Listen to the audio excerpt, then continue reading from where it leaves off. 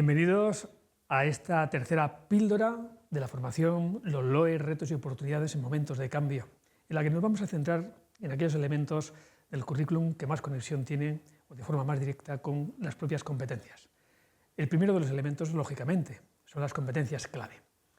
Esas 8 competencias que con ciertas variaciones mínimas, quizá, se han ido modificando desde 2006 y que creo que ya son viejas conocidas, por lo tanto no me voy a adentrar mucho en ellas.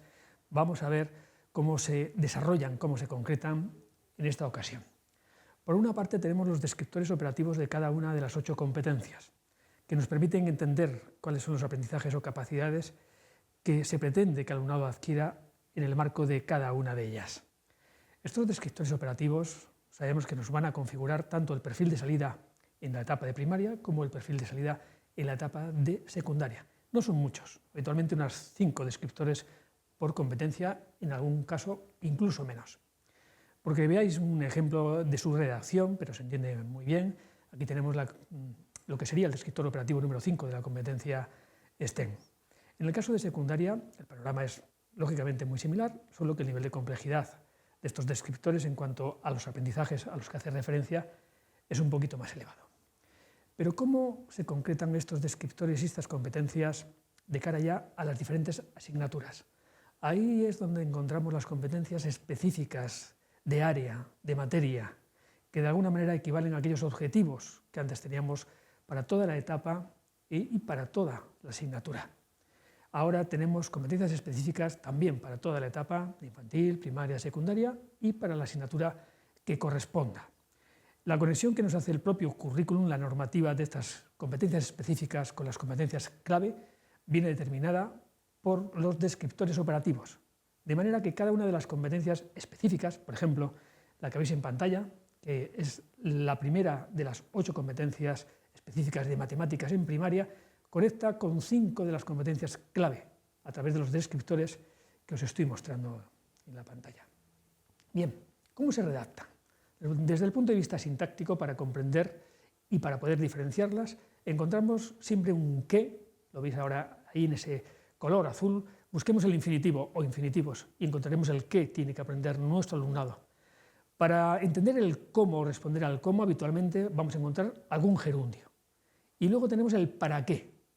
Este para qué es muy interesante porque no aparecía en los anteriores objetivos generales que teníamos para toda la etapa en la asignatura. Y no lo teníamos porque eran conceptos no competenciales. Ahora con las competencias, precisamente lo definitorio es la aplicabilidad del saber, del aprendizaje, y por eso el para qué se incorpora en la redacción de estas competencias específicas. Por aclarar conceptos. Competencias. Tenemos muy claro qué es una competencia respecto a una capacidad, al conocimiento, porque no es lo mismo, lógicamente. El conocimiento es lo más básico. Aprendemos las tablas de multiplicar, enseñamos también a botar la pelota en educación física, pero eso es solamente conocimiento, porque se basa en ejercicios.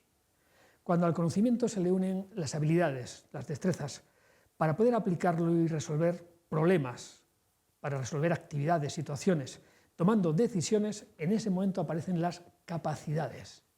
Ahora bien, hay que tomar decisiones.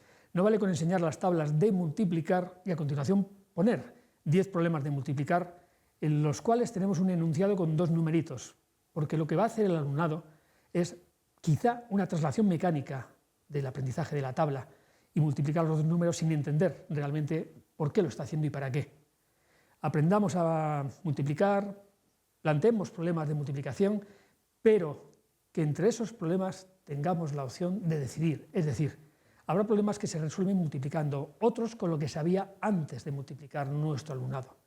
Y esas decisiones las tiene que tomar la niña, el niño. Decidir si hago una resta con llevadas y luego multiplico es su decisión.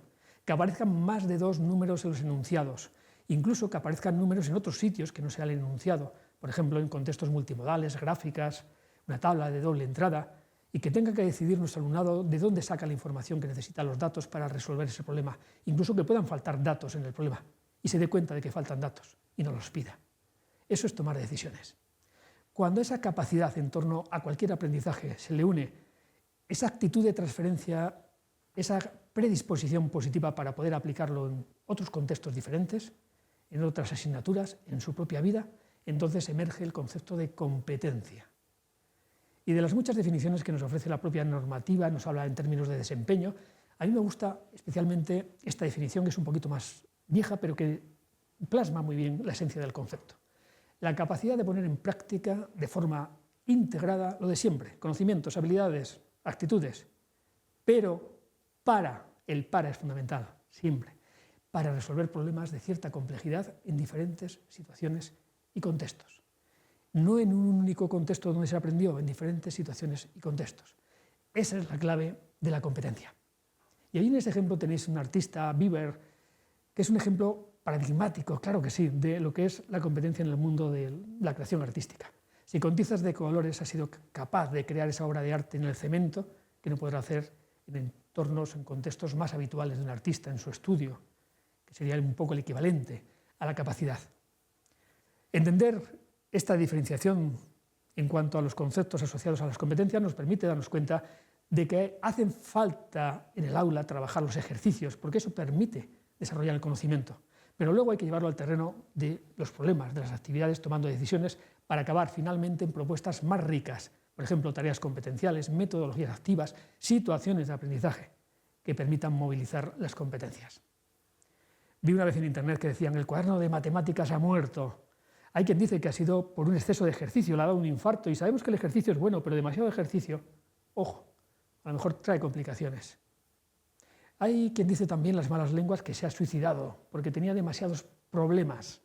Y sabemos que los problemas en la vida nos hacen crecer, pero tampoco nos agobiemos, tampoco demasiados. Si queremos que el cuaderno de matemáticas o cualquier otro siga vivo, necesitamos hacer ejercicio, claro que sí. Problemas, actividades, por supuesto, pero hay que dejar páginas en blanco para movilizar y desarrollar también esas competencias que son fundamentales. Si queremos que el cuaderno de matemáticas viva, planteemos propuestas diferentes. Por ejemplo, te invito a esta, y con esto acabo. ¿Cuántos cubos hay en la imagen que pongo en pantalla, incluidos aquellos que no ves pero intuyes que están allí? Tienes 5 segundos si quieres para pausar el vídeo e intentar buscar la respuesta, porque te la voy a dar yo enseguida. ¿La tienes? ¿Quizá 27? ¿Has visto? O quizá has visto 28 porque el cubo más grande que agrupa a todos lo has considerado, o quizá has visto 36 porque te has dado cuenta que en cada una de las 8 esquinas, juntando esos 8 cubitos pequeños, se forma también un cubo un poquito más grande, y quizá te has dado cuenta o has podido ver que si no ves ningún cubo, si lo que ves es una pared a la izquierda embaldosada en naranja, que en ángulo recto tiene una embaldosada en azul, con un suelo que las une alicatado en color verde, quizá has visto 0 cubos. 27 cuadrados, pero hablábamos de cubos. Las matemáticas tienen que permitirnos no solamente acertar, sino también pensar. Nos vemos.